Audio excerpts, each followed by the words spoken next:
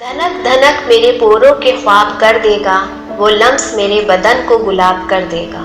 میں سچ کہوں گی مگر پھر بھی ہار جاؤں گی، وہ جھوٹ بولے گا اور لاجواب کر دے گا۔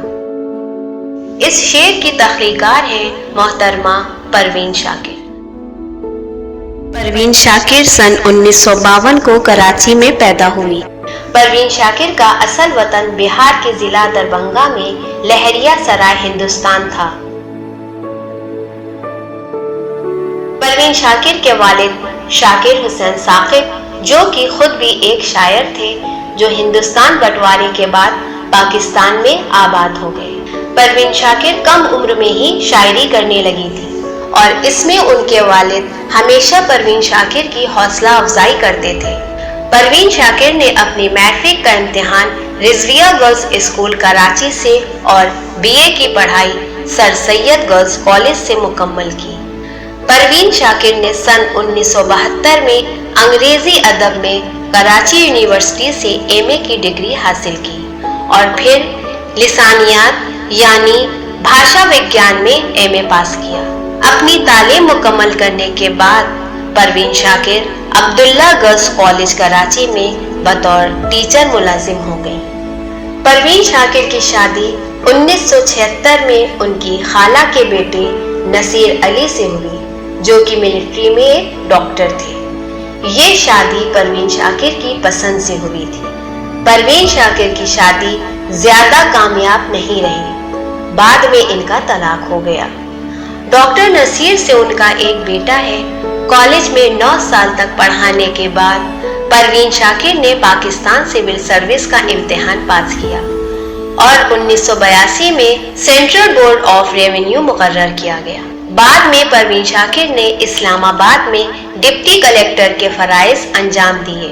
محض 25 سال کی عمر میں ہی پروین شاکر کا پہلا مجموعہ کلام خوشبو منظر عام پر آیا، جو ادبی حلقوں میں بے انتہا پسند کیا گیا، جس کے لیے پروین شاکر کو آدم جی ایوارڈ سے نوازا گیا۔ پروین شاکر کی شخصیت میں بلا کی خود اعتمادی تھی، جو کہ ان کی شاعری میں دیکھنے کو ملتی ہے۔ پروین شاکر نے اپنی زندگی میں ہر طرح کی مشکلات کا سامنا کیا۔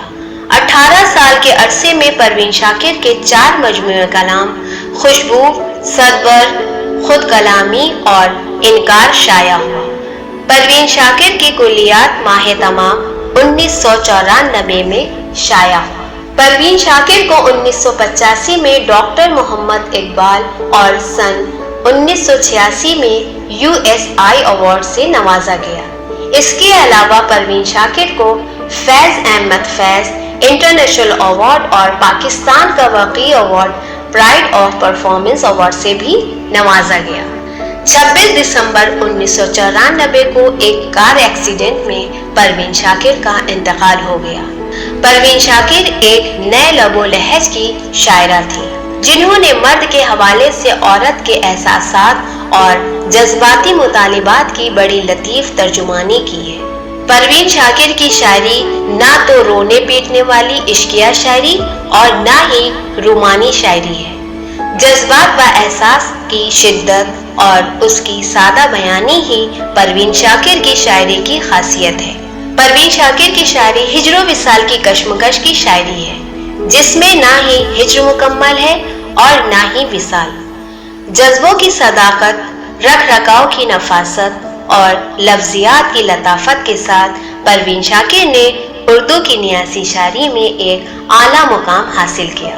پروین شاکر کی شاعری کا تبصرہ کرتے ہوئے احمد ندیم قاسمی نے کہا تھا کہ پروین شاکر کی شاعری غالب کے شعر کا پھیلاؤ ہے۔ پھونکا ہے جس نے گوش محبت میں اے خدا، پھونکا ہے کس نے گوش محبت میں اے خدا، افسون انتظار تمنا کہے جسے۔